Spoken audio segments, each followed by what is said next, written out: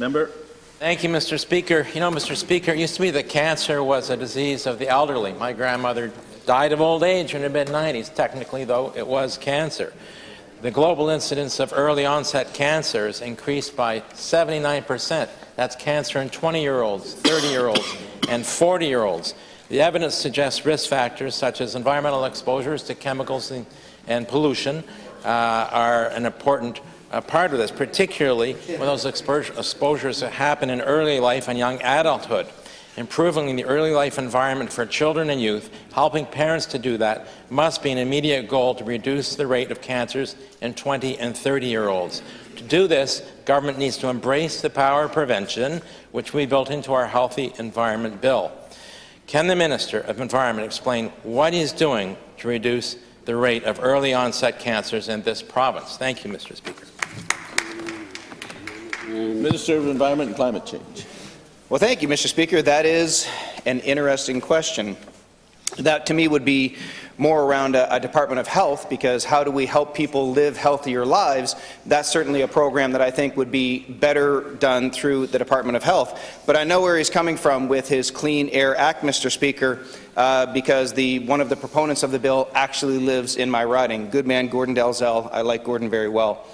Here's the issue, though, Mr. Speaker. What they're trying to do is they're trying to take this issue and create a bit of a grandstand about it, because they want to try to tell everybody that the sky is falling, that everything is terrible, and that we're not doing anything. But in the Department of Environment, Mr. Speaker, there is a very, very, very difficult balance that is achieved every single day. And that's by making sure, number one, on one side, that on the activism side, that we're making sure that we're protecting our environment, but also on the other side, that we're allowing development and actions to take place that will propel our communities forward. So that's where the department has to be, Mr. Speaker, and it's a very difficult balance. Thank you, Minister. Member for Fredericton-South and Leader of his party. Oh, a certain number of cancers in 20 and 30 and 40-year-olds is acceptable to this Minister of Environment, Mr. Speaker. That's extraordinary.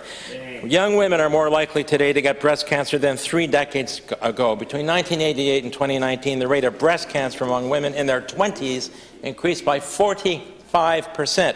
Risk factors for those early onset cancers, like those breast cancers, include exposure to chemicals and pollutants, as well as alcohol consumption increases. Government regulates the sale of alcohol, the application of chemicals like glyphosate, and the release of pollutants into our air and water that find their way into our food.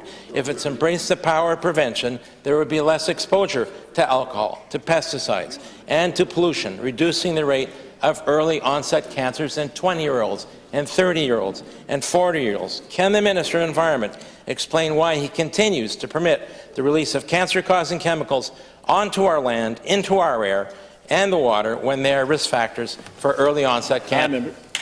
Minister of Environment and Climate Change. Well, Mr. Speaker, I would suggest that the member opposite needs to pull his horns in a little bit where it comes to cancer, because I had stage 4 cancer, Mr. Speaker, and the risk factors are not simply environmental, they're genetic, Mr. Speaker. My mother had cancer.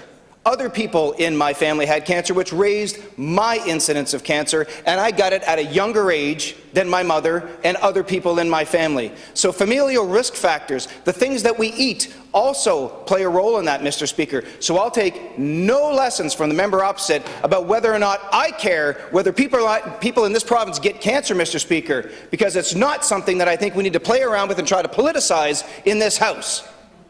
Now, there are other risk factors that we need to consider, Mr. Speaker, when we talk about people's health. My father was a diabetic.